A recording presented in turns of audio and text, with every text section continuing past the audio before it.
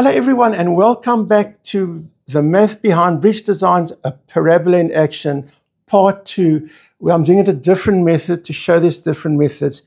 In Part 1, for any given x, you were calculating this distance from there to the top of bridge from above. Here, Part 2, it's from the bottom of the bridge to reach the bridge. It's just two different ways of doing it.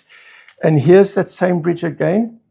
I'm treating this as the XY coordinates, where my pen and pencil is.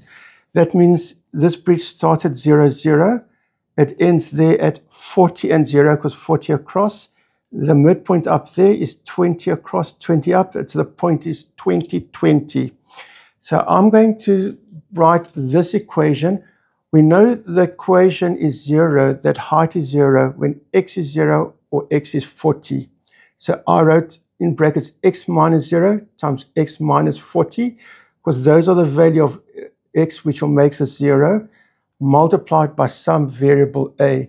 If we find that a, we've got the equation.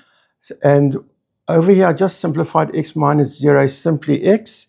And I find a point on the parabola, it's this point up there. If x is 20, y is 20, I plug that in to solve for that a. I rewrite the equation, I replace every x with a 20, and I replace that y with a 20. And now we simplify. One way of simplifying, there's lots of ways. I divided each side by 20. That's divided by 20. If these are being multiplied, I divide by 20. This bracket simply disappears. It's 20 times smaller. That's where from there to there. And 20 minus 40 is minus 20. So 1 equals a times minus 20. We divide each side by minus 20, and a equals minus 1 over 20. And that's the formula.